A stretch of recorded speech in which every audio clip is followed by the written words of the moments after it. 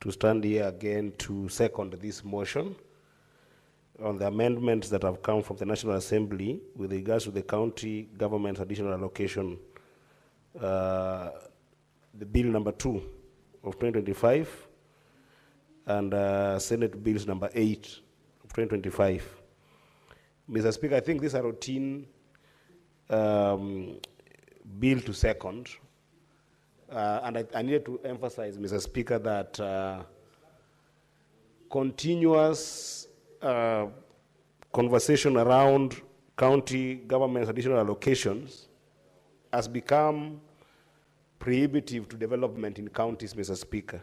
And therefore, I want to urge my colleague senators that we do agree with this report and overall the amendments that have been come from National Assembly, not because we cannot fight further for some of these elements, Mr. Speaker, of monies that we want, but because arduous delay in terms of passing this bill leads to arduous delay in terms of getting finances that goes to the counties.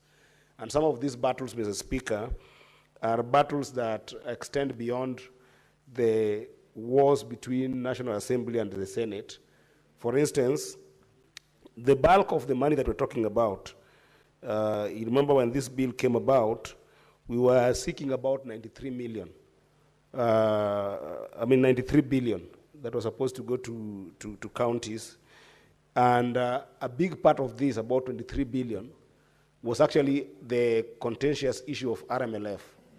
That becomes the biggest money that has not been given some consideration here, because if you look at the 5 million that has been adjusted from 454 million to about 449 million is the adjustment on the headquarters issues, which affects 5 counties. But the bulk that I want to center on, Mr. Speaker, is RMLF. And RMLF, Mr. Speaker, we are lucky that I'm also the chair for roads, transport, and housing under broad-based government, Mr. Speaker, that I've done a lot of work on this RMLF issue. Remember the court decision that actually favored this house that required that the ministry does develop regulations and an understanding that will allow for this money to eventually go to counties, Mr. Speaker, did emanate from the effort that were done from this particular finance and budget department or committee, as well as our own committee of roads and transport, Mr. Speaker. But that said, Mr. Speaker, we still have an active case. The civil appeal number E427 of 2025, which involved the National Assembly and Isa Elanyi Chamao and 14 others, Mr. Speaker. Now, this is the case that is actually forming a dark cloud over this 23 billion that encompasses RMLF. I would advise the House that when it comes to matter spending in court, if we do not pass this and keep on fighting on the issue of RMLF, then it means that the 70 billion that already has been approved for counties, we are in concurrence with the National Assembly on the 70 billion, will equally delay if we do not pass this bill.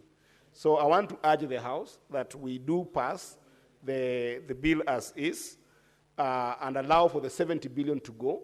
And Mr. Speaker, that I want to say categorically is not indicative of any lack of effort or any sense of giving up on the RMLF fight. We are still going to fight it. Let the court decision take the due process. And then once that court decision is done, we are still going to take it forward and fight for it, Mr. Speaker. And on the issue of RMLF, Mr. Speaker, I don't want the fight just to stop on the issue of the 18% chunk of road maintenance levy that we're talking about. Mr. Speaker, you remember I've been vocal this entire year on the issue of the securitization of the road bond, where we have seen that 179 billion has been securitized by the Ministry of Roads to make sure that those roads that are supposed to go on and contractors to go on with those roads, to make sure that that money is raised and help pay the contractors that are doing the roads that have been pending for the last 1 year. My concern has been, Mr. Speaker, that if we have got a roads bond that is going to pay contractors at national level, including actually those who gave way leaves for those roads, Mr. Speaker, it will be unfair to talk about RMLF only in the context of roads that have been, of the money that have been used to maintain roads, and not to look at also the 7 shillings that has been put into the road bond. I think that going with the court decision that we had, Mr. Speaker, even the road bond, we must be able to make sure that goes to the roads that are being done by counties and pay those contractors, Mr. Speaker. This is the question I wanted to make, so that somebody doesn't say that we have given up on the 23 billion roads levy. It's just an issue of the court that we must work on. But that said, Mr. Speaker, I want to finish by saying, Mr. Speaker, that unlocking some of these monies, or rather adjusting on the monies by World Bank on Kenya Devolution Support Program, as well as on Kenya Informal Settlement Improvement Project, Mr. Speaker, is a critical one, and it's an area that we have been staggering as a House in terms of oversight and accountability. Even as we align them, both on level 1 and level 2, I want to urge the House that the next critical responsibility is to ensure that we put a framework to ensure that we can be able to oversight those monies as well when they go to the counties. I don't want to belabor, Mr. Speaker, because I know that we want to see whether members can be able to contribute as well as being able to vote on this today.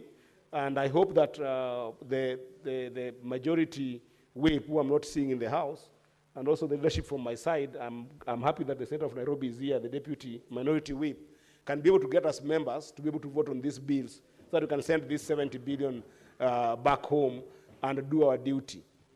But most importantly, Mr. Speaker, as we do this, I urge counties, especially those that are bordering Tanzania, to make sure that there is security in our borders, Mr. Speaker. Because what is happening in Tanzania, Mr. Speaker, is completely ridiculous. Where we have seen the Jiranis who used to laugh at us and talk negatively about our country and saying that our children are bad-mannered.